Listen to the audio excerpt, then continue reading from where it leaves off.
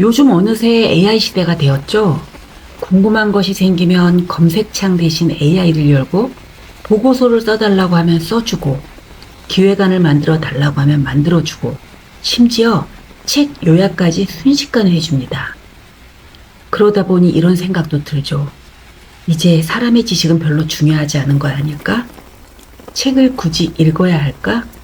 생각하는 능력도 AI가 대신해 주는 것 아닐까?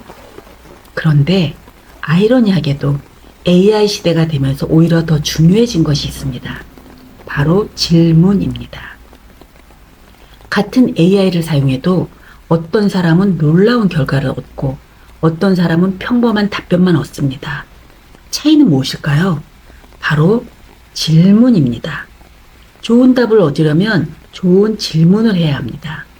그래서 많은 사람들이 앞으로는 책 읽기와 글쓰기가 더 중요해질 것이라고 말합니다. 결국 좋은 질문은 좋은 생각에서 나오기 때문입니다. 오늘 소개할 책은 바로 그런 책입니다. 한근태 작가의 고수의 질문법. 사실 저는 이 책 제목을 처음 봤을 때 질문 잘하는 기술을 알려주는 책이겠구나 정도로 생각했습니다. 그런데 읽고 나니 생각보다 훨씬 깊은 책이었습니다. 질문하는 방법을 알려주는 책이 아니라 어떻게 살아야 하는지를 질문하게 만드는 책이라는 생각이 들었습니다. 우리는 어릴 때부터 답을 찾는 훈련을 받았습니다. 학교에서는 정답을 맞히는 사람이 좋은 평가를 받고 사회에서는 문제를 빨리 해결하는 사람이 유능하다고 인정받습니다. 그래서 자연스럽게 우리는 늘 답을 찾으려고 합니다. 그런데 가만히 생각해 보면 인생에서 가장 중요한 문제들은 정답이 없는 경우가 많았어요. 어떤 일을 해야 하는지, 어떤 사람과 함께 해야 하는가, 무엇을 위해 살아야 하는가, 어떤 삶이 행복한 삶인가. 이런 질문에는 정답이 따로 없습니다. 그래서 저는 나이가 들수록 답보다 질문이 더 중요하다는 생각을 하게 되었죠. 그리고 이 책은 그 생각을 더욱 확신하게 만들어 주었습니다. 책에는 이런 문장이 나와요. 사람을 움직이는 최고의 방법은 내가 하고 싶은 말을 그 사람이 하게 만드는 것이다. 처음 읽었을 때 굉장히 인상적이었습니다. 우리는 누군가를 설득하려고 하면 설명부터 합니다. 내 생각을 말하고 내 논리를 설명하고 내 경험을 이야기하죠. 그런데 상대방은 생각보다 쉽게 움직이지 않습니다. 왜 그럴까요? 사람이 내린 결론보다 자신이 내린 결론을 더 믿기 때문이죠. 그래서 질문이 중요합니다. 좋은 질문은 상대방을 생각하게 만듭니다. 그리고 결국 스스로 답을 찾게 만들죠. 저는 이 부분을 읽으면서 인간관계를 떠올렸어요. 돌이켜보면 저는 누군가를 이해하려 하기보다는 이해받고 싶어 했던 순간이 아주 많았어요. 대화에서도 그랬고 관계에서도 그랬습니다. 상대방의 이야기를 듣기보다 내 이야기를 하고 싶었던 적이 더 많았죠. 그런데 질문은 정반대입니다. 질문은 관심입니다. 질문은 존중이죠. 질문은 상대방에게 다가가는 행동입니다. 책에서 가장 인상 깊었던 문장 중 하나가 바로 또 이것입니다. 질문은 연결이다. 정말 공감됐습니다.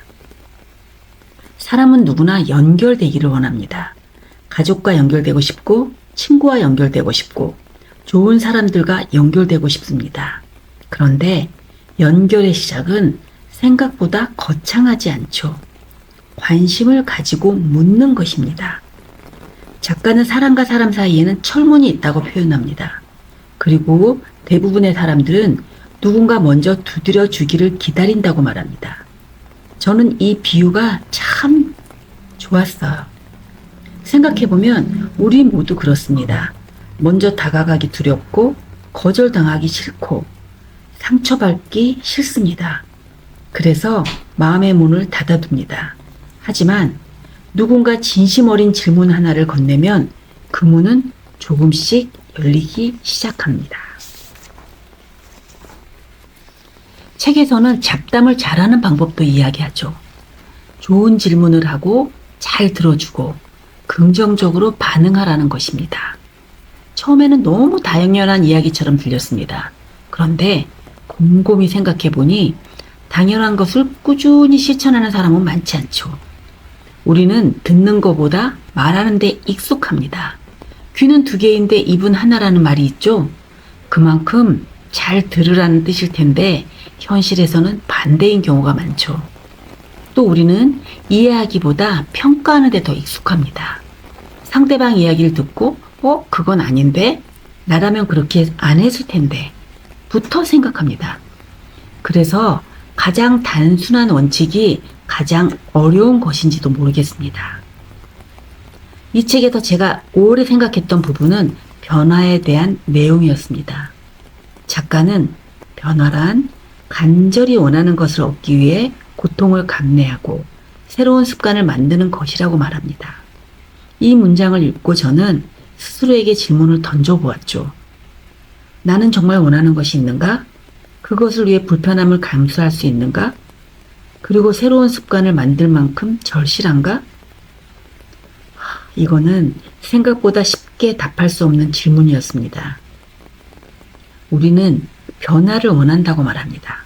하지만 사실은 변화의 결과를 원하는 경우가 더 많죠. 성장은 원하지만 노력은 싫고, 성공을 원하지만 실패는 싫고, 새로운 삶은 원하지만 새로운 습관은 만들고 싶지 않습니다. 저 역시 그런 순간이 많았죠. 그래서 이 부분이 더욱 크게 다가왔습니다. 책의 마지막 부분에서는 실패에 대해서 이야기합니다. 정확히 말하면 실패를 대하는 질문에 대해 이야기하는 것이죠. 대부분의 사람들은 실패를 감추려고 합니다. 빨리 잊어버리려고 하죠. 하지만 작가는 오히려 질문하라고 말합니다. 왜 실패했는가? 무엇을 배웠는가? 다음에는 어떻게 할 것인가? 이 질문들이 쌓이면 실패는 경험이 되고 경험은 결국 자산이 됩니다. 실패는 성공의 어머니라는 말도 있잖아요.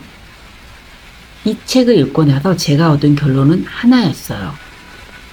인생의 수준은 내가 가진 답의 수준이 아니라 내가 던지는 질문의 수준에 의해 결정된다는 것이죠. 좋은 질문은 좋은 생각을 만들고, 좋은 생각은 좋은 선택을 만들고, 좋은 선택은 결국 인생을 바꿉니다. 어쩌면 AI 시대에도 끝까지 인간에게 남는 능력은 정답을 외우는 능력이 아니라 본질적인 질문을 던지는 능력일지도 모르겠습니다. 그래서 저는 요즘 무언가를 배우려고 하기보다 좋은 질문을 찾으려고 노력하고 있어요. 그리고 이 영상을 보고 계신 여러분께도 질문 하나를 남기고 싶어요. 지금 여러분의 삶을 바꿀 수 있는 질문이 하나 있다면 그 질문은 무엇인가요? 댓글로 함께 이야기 나눠보면 좋겠어요. 오늘은 한근태 작가의 고수의 질문법을 읽고 느낀 생각을 한번 나눠봤습니다. 끝까지 시청해 주셔서 감사합니다.